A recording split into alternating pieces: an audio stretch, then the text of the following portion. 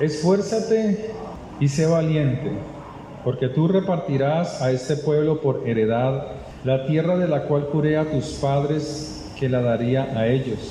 O sea, hay una promesa de prosperidad, de bendición, y la ha puesto antes de que el pueblo sea santo.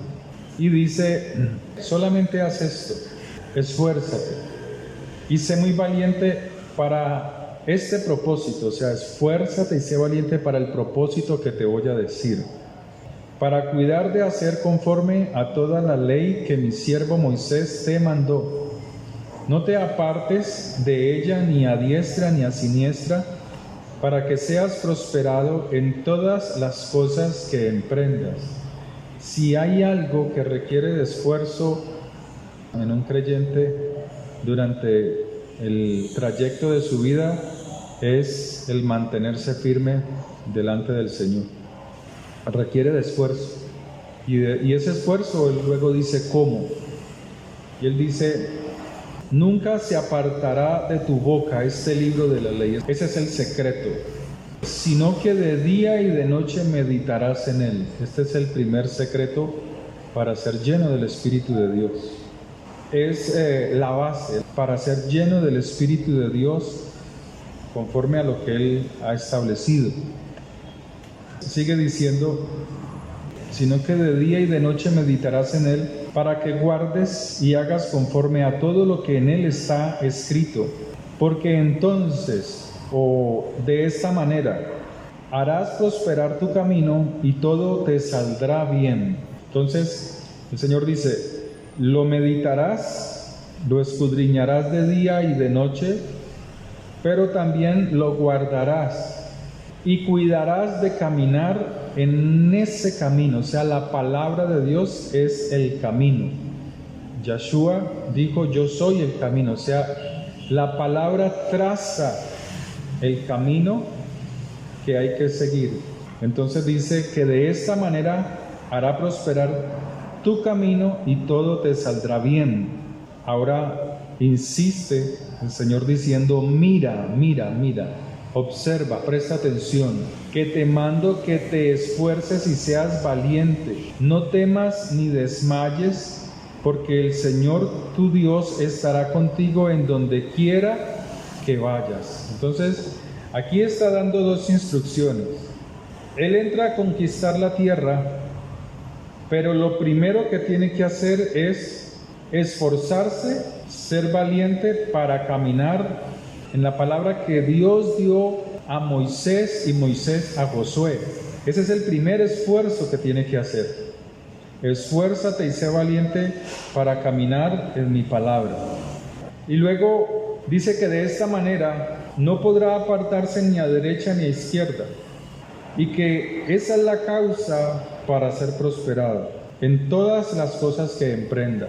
Y dice, mira, ahora sí dice en el verso 9, mira que te mando que te esfuerces y seas valiente. No temas ni desmayes, porque el Señor tu Dios estará contigo donde quiera que vayas. O sea, en todo el territorio que Él va a conquistar.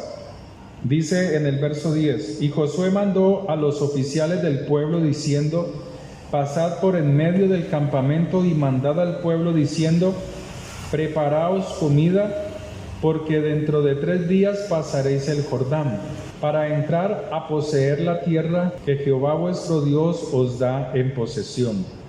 Lo primero que él dice es, hay que prepararse para pasar el Jordán, hay que prepararse. Y el Jordán es renovación. Cada vez que Juan el Bautista predicaba y anunciaba la venida del reino de Dios, diciendo, el reino de Dios está aquí, arrepentidos, estaba llamando al pueblo a un arrepentimiento, que se prepararan en arrepentimiento. O sea que había una transformación primero, que escucharan aquella voz, aquel llamado, y que tomaran el arrepentimiento, se prepararan para que pudiesen recibir a Yeshua, que venía a traer vida, salvación, restauración. Entonces el Jordán es eso, es transformación. Y dice en el verso 16, Entonces respondieron a Josué diciendo: nosotros haremos todas las cosas que nos has mandado, e iremos a donde quiera que nos mandes. De la manera que obedecimos a Moisés en todas las cosas, así te obedeceremos a ti. Solamente que Jehová tu Dios esté contigo como estuvo con Moisés.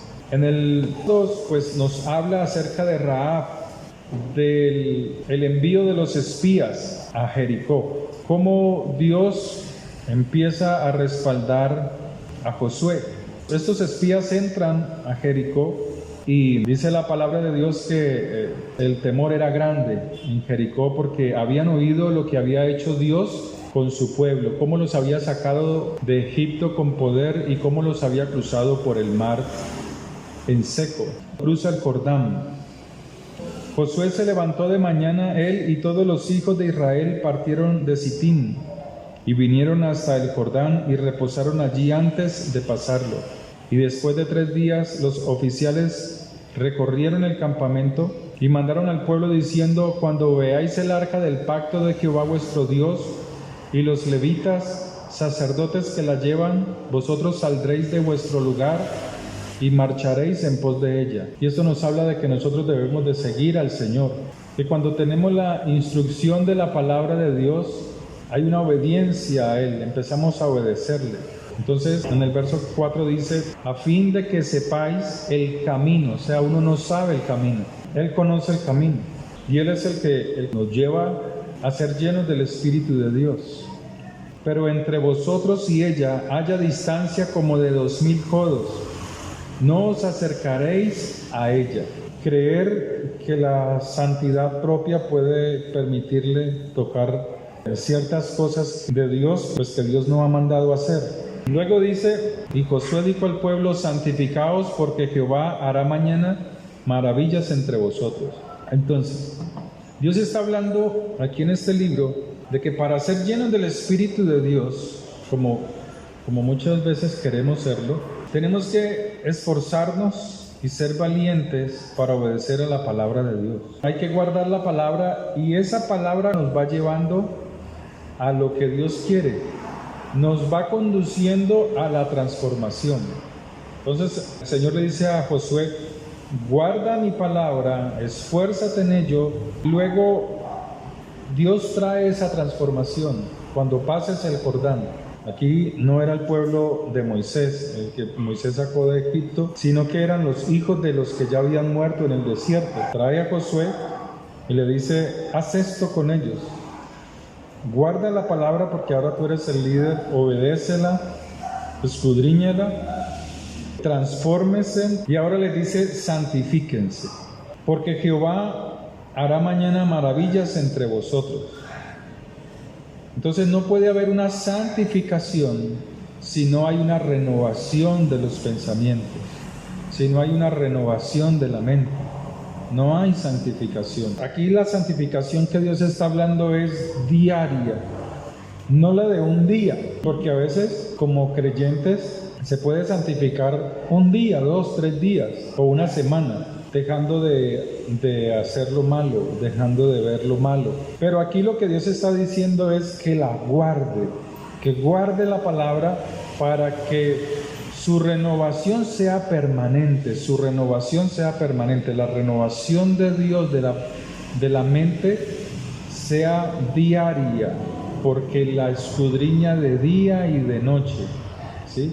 Fíjese que Él no está diciendo todo el día, toda la noche, porque esos son murallas que pone el creyente. Siempre hay tiempo para la palabra de Dios, siempre hay tiempo para leer algo de ella, un versículo, para repetirlo, ¿sí? Siempre hay tiempo. Luego dice aquí la palabra que cuando los que llevaban el arca entraron en el Jordán, los pies de los sacerdotes que llevaban el arca fueron mojados a la orilla del agua, porque el Jordán suele desbordarse por todas sus orillas todo el tiempo de la siega. O sea, estaban entrando precisamente en un tiempo de fiesta de Pascua.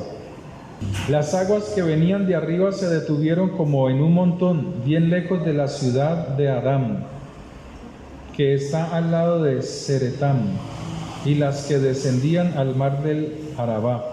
al mar Salado. O sea, cuando hay santificación, cuando hay transformación, el mismo Dios viene y toca al pueblo. El mismo Dios viene y toca al pueblo de Dios.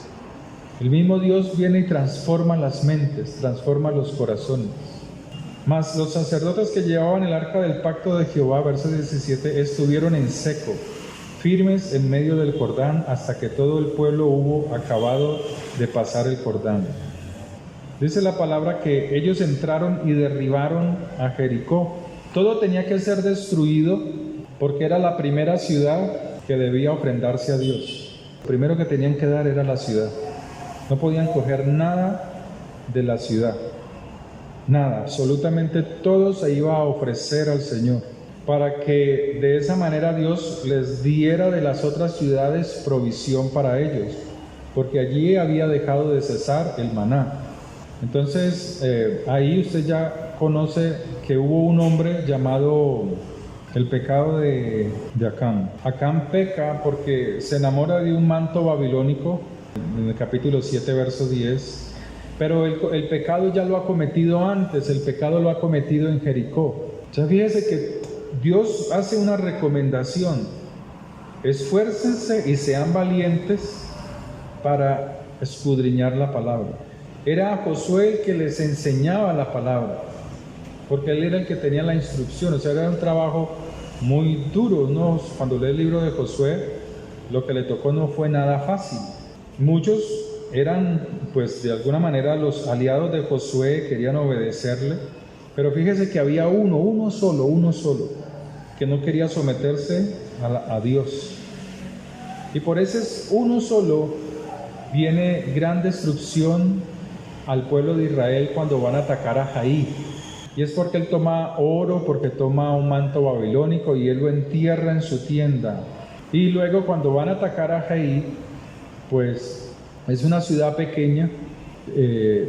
Josué manda espías, los espías vienen y le dicen: no es necesario enviar tantos hombres, con 3,000 derrotas a esa ciudad. Él envía esos 3,000 hombres o esos pocos hombres y resulta que pues sale ese pueblo y los derrota a ellos. Y Josué lamenta la muerte de esos hombres de Israel, como 37 o 36 hombres. Israel siempre lamenta la muerte de sus soldados, siempre. Israel es el único país que lamenta la muerte de sus soldados, o sea, que aprecia a cada ciudadano israelita, porque son una nación pequeña, ¿sí? Y ellos quieren es que su nación sea grande. Cuando ellos ven que mueren, ellos sienten como si Dios los está destruyendo, o algo está pasando y ellos no quieren ser borrados del mundo. Entonces Josué lamenta esto, renueva otra vez el pacto con este pueblo, y ahí sí entran y destruyen esa ciudad de Jaí. Al destruir esa ciudad, ahora las riquezas sí son para el pueblo, la comida sí es para el pueblo, porque ya habían ofrecido lo primero, que era Jericó. Entonces, cuando la palabra de Dios está, pues hay obediencia a la palabra de Dios cuando se escudriña diariamente. La palabra de Dios dice que viene a ser dentro de nosotros como un río que fluye, que fluye, que fluye, que fluye. En Juan capítulo 14 ya nos habla el Señor mismo. Juan 14:15. Si me amáis, guardad mis mandamientos. Si me amáis, guardad mis mandamientos. Y yo rogaré al Padre, y os dará otro Consolador, para que esté con vosotros para siempre. El Espíritu de verdad, el cual el mundo no puede recibir. O sea, alguien que está fuera de la palabra no puede recibir el Espíritu de Dios, porque no le ve, no lo conoce. No hay instrucción. Si no hay instrucción, no hay renovación de la mente. Pero vosotros le conocéis porque mora con vosotros y estará dentro de vosotros. Estará en vosotros. No os dejaré huérfanos, vendré a vosotros. En el verso 21 dice: el que tiene mis mandamientos y los guarda, este es el que me ama. y el que me ama será amado por mi Padre, y yo le amaré. Esta palabra que dice aquí, y me manifestaré a él, está hablando del Espíritu de Dios. El Espíritu de Dios se manifestará en esa persona, estará dentro. El que me ama, mi palabra guardará, y mi Padre le amará, y vendremos a él y haremos morada con él. O sea, está hablando del Espíritu de Dios. El que no me ama, o sea, el que no guarda su palabra, dice, que no me ama, no guarda mis palabras, mis instrucciones. Y la palabra que habéis oído no es mía, sino del Padre que me envió. Os he dicho estas cosas, estando con vosotros. O sea, el Espíritu del Señor estaba con ellos. Por eso les dice acá, les dice, mi Espíritu está con vosotros. O sea, todavía no puedo entrar a ustedes, porque no he ido a la cruz y no he muerto y no he resucitado. Pero cuando yo me vaya, mi Espíritu vendrá y entrará en ustedes. Recuerde que tres son los que dan testimonio del Padre: el Padre, el Hijo y el Espíritu Santo. Pero los tres son uno solo. Entonces dice, os he dicho estas cosas estando con vosotros. En el verso 20 dice, en aquel día vosotros conoceréis que yo estoy en mi Padre y vosotros en mí y yo en vosotros. Leímos ahora donde dice, yo estoy con vosotros y estará en vosotros. 17, allá. Y el Espíritu de verdad, el cual el mundo no puede recibir porque no le ve ni le conoce, pero vosotros le conocéis porque mora con vosotros, o sea, el mismo Señor. Y estará en vosotros. Entonces, acá él dice en el verso 25, os he dicho estas cosas estando con vosotros, mas el Consolador, el Espíritu Santo, a quien el Padre enviará en mi nombre, Él os enseñará todas las cosas. Y eso que dice ahí es clave, porque el Espíritu Santo no le va a recordar a alguien que no tiene la palabra. Por eso hay que escudriñarla y guardarla, obedecerla. Él sigue diciendo, os recordará todo lo que yo os he dicho. ¿Qué fue lo que Él les dijo? La palabra.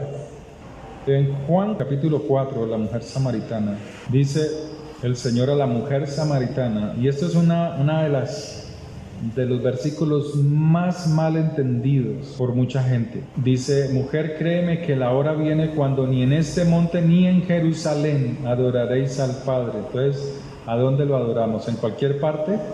Este es uno de los versículos acomodados, porque aquí se escudan mucho para predicar cosas que van en contra de Dios, van en contra de la palabra. Verso 22, vosotros adoráis lo que no sabéis, nosotros adoramos lo que sabemos, porque la salvación viene de los judíos. O sea, la palabra de salvación fue dada a los judíos, y la palabra es Yahshua mismo. Mas la hora viene, y ahora es, cuando los verdaderos adoradores adorarán al Padre en espíritu. Pero fíjese que aquí espíritu no está hablando del Espíritu de Dios, sino del espíritu del hombre. Está con E minúscula. Entonces dice, adorarán al Padre en espíritu y en verdad, porque también el Padre a tales adoradores busca que le adoren. Dios es espíritu. Aquí ya es el espíritu de Él, con E mayúscula. Y los que le adoran en espíritu, pero ¿cómo le adoran espíritu si no tiene la palabra? Nadie puede adorar a Dios en el espíritu si no tiene la palabra, porque la palabra de Dios dice que es como espada de dos filos que divide el alma de las emociones carnales y del espíritu, de lo que tiene conexión con Dios. El alma es inclinada a lo malo, por eso el espíritu debe de estar conectado con la palabra. Entonces él dice, porque también el Padre tales adoradores busca que le adoren. Dios es espíritu, y los que le adoran en espíritu y en verdad. ¿Qué es verdad? ¿Que la adoración sea verdadera? ¿Por qué es verdadera? Porque tiene la palabra. Entonces dice, cantando con salmos, con himnos, con cantos espirituales. O sea, está hablando de alguien que es constante, que quiere ser constante en la adoración a Dios. ¿A qué se refiere esto? Se refiere que cuando la persona se va llenando de la palabra, llega un momento en que está hablando con alguien, está quieta, está haciendo su trabajo y la palabra de Dios está fluyendo por dentro. Está fluyendo. Está pensando en un salmo que sabe, está pensando está cantando. El problema es que no debe de ser por corto tiempo. Tiene esos episodios de adoración, pero luego vienen grandes episodios que se desconecta con el Señor. Entonces comienza su corazón a querer las cosas terrenales. Por ejemplo, está adorando o está cantando en la carne, está tratando de entrar, trata de conectarse con el Señor, y de un momento a otro viene un pensamiento que lo saca de esa conexión, o un recuerdo que no tiene nada que ver con conectarse con el Señor. ¿Sí? Entonces allí es cuando David le hablaba a su alma y le decía: alma mía, bendice a Jehová.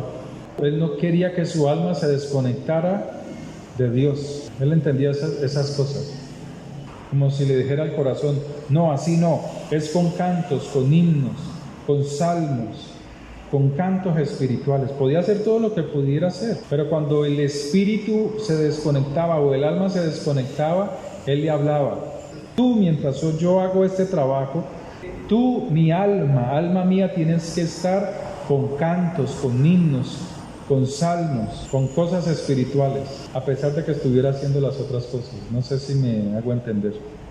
En Hechos de los Apóstoles, en el capítulo 10, dice: había en Cesarea un hombre llamado Cornelio, centurión de la compañía llamada la Italiana, piadoso y temeroso de Dios con toda su casa, y que hacía muchas limosnas al pueblo, y oraba a Dios siempre. O sea, oraba a Dios siempre, esa era la costumbre de él. Y ayudaba. Limosnas es para el pueblo, o sea, limosnas es ayudas a gente necesitada, no es a Dios. No, a Dios no le da limosnas. Entonces dice: este vio claramente en una visión como a la hora 9 del día, que un ángel de Dios entraba donde él estaba y le decía: Cornelio. Él, mirándole fijamente y atemorizado, dijo: ¿qué es, Señor? Y le dijo: tus oraciones y tus limosnas han subido para memoria delante de Dios. Envía pues ahora hombres a Jope y haz venir a Simón, el que tiene por sobrenombre Pedro. Este posa en casa de cierto Simón curtidor, que tiene su casa junto al mar. O sea, trabajaba con pieles de animales. Él te dirá lo que es necesario que hagas. Ido el ángel que hablaba con Cornelio, este llamó a 2 de sus criados y a un devoto soldado de los que le asistían, a los cuales envió a Jope, después de habérseles contado todo. Al día siguiente, mientras ellos iban por el camino y se acercaban a la ciudad, Pedro subió a la azotea para orar, cerca de la hora sexta, y tuvo gran hambre y quiso comer. Pero mientras le preparaban algo, le sobrevino un éxtasis, y vio el cielo abierto y que descendía algo semejante a un gran lienzo, que, atado de las 4 puntas, era bajado a la tierra, en el cual había de todos los cuadrúpedos terrestres y reptiles y aves del cielo. Y le vino una voz: levántate, Pedro, mata y come. Entonces Pedro dijo: Señor, no, porque ninguna cosa común o inmunda he comido jamás. Volvió la voz a él la segunda vez: lo que Dios limpió, no lo llaméis tú común. Esto se hizo 3 veces, y aquel lienzo volvió a ser recogido en el cielo. Estas son de los pasajes también más mal interpretados, porque aquí no le está hablando de comida. Él está en el espíritu y le dice: baja y cómete una culebra, cómete un sapo. No le está diciendo eso, porque sigue diciendo el relato: Y mientras Pedro estaba perplejo dentro de sí sobre lo que significaría la visión que había visto, fíjense que él no la entendía. He aquí los hombres que habían sido enviados por Cornelio, los cuales preguntando por la casa de Simón llegaron a la puerta, y llamando preguntaron si moraba allí un Simón que tenía por sobrenombre Pedro.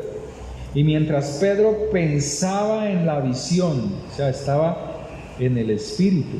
Otro hubiese sido si hubiera bajado a pelar las ollas, pero aquí él estaba en el espíritu.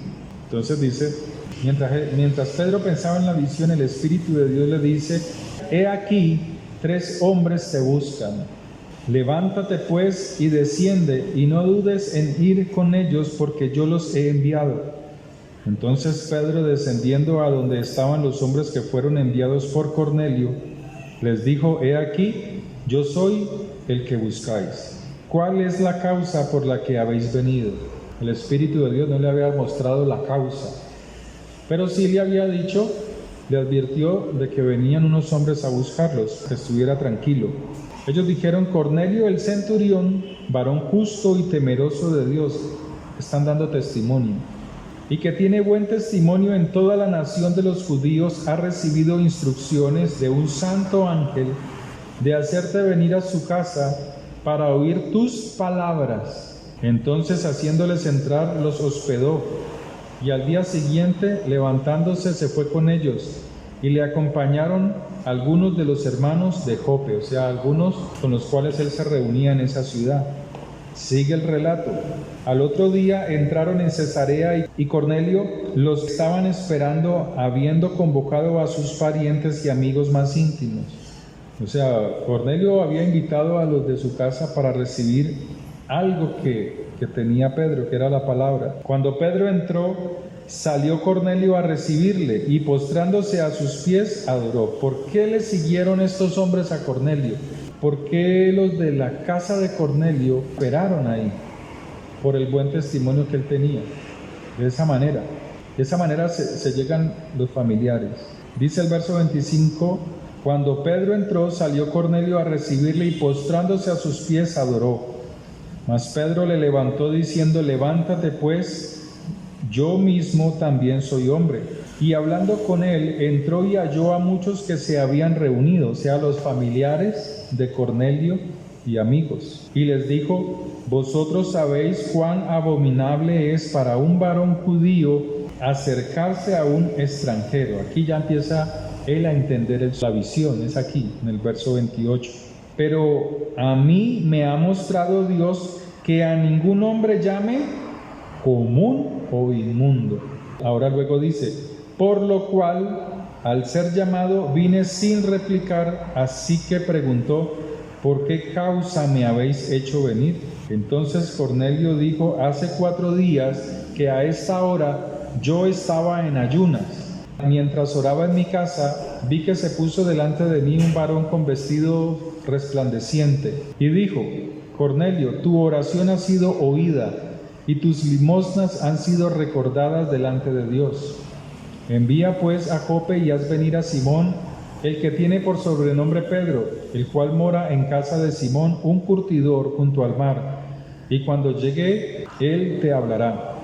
Así que luego envié por ti, y tú has hecho bien en venir. Ahora pues todos nosotros estamos aquí en la presencia de Dios para oír todo lo que Dios te ha mandado. Y eran incrédulos, o sea, no eran ni creyentes ni judíos.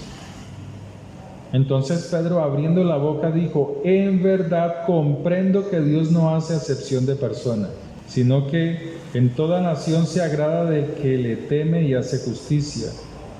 Mientras aún hablaba Pedro estas palabras, el Espíritu Santo cayó sobre todos los que oían el discurso. ¿Sí? O sea, hubo una renovación, hubo una transformación de la mente, hubo una santificación, porque luego dicen que estaban todos en la presencia de Dios. Y luego cayó el Espíritu de Dios por la predicación, por la palabra.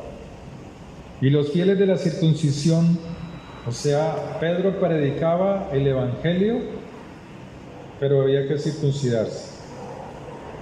O sea, Pedro le predicaba a los judíos, Y Pablo le predicaba a los gentiles, donde no había necesidad para acercarse a Yeshua y ser salvo de circuncidarse. Por eso dice aquí: mientras aún hablaba Pedro estas palabras, el Espíritu Santo cayó sobre todos los que oían el discurso, y los fieles de la circuncisión que habían venido con Pedro se quedaron atónitos de que también sobre los gentiles se derramase el don del Espíritu Santo, porque los oían que hablaban en lenguas y que magnificaban a Dios. Entonces respondió Pedro: ¿puede acaso alguno impedir el agua para que no sean bautizados estos que han recibido el Espíritu Santo también como nosotros? O sea que cuando uno mira esto, bueno, ahí qué fue lo que pasó. Primero recibieron el Espíritu de Dios y luego fueron bautizados. Se hace a veces al contrario. Primero se bautiza en agua para recibir el Espíritu Santo, y a veces no sucede. Acontece que son muchos los bautizados y después de los bautismos son pocos los que siguen al Señor. ¿Por qué? Porque no ha habido una renovación verdadera, una renovación de la mente, de los pensamientos, una santificación. No hay una vida que se ajuste a la palabra. Entonces respondió Pedro estas palabras y mandó bautizarles en el nombre del Señor Jesús. Entonces le rogaron que se quedare por algunos días.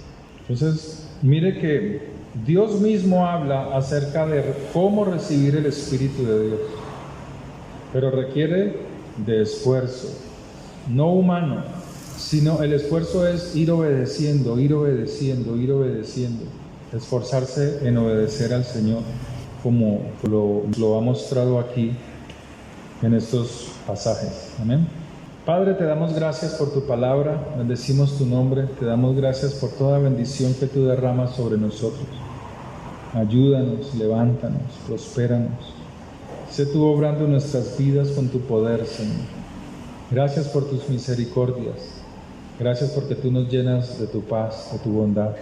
Bendecimos tu nombre, en el nombre de Cristo Jesús, en el nombre de Yeshua, Señor.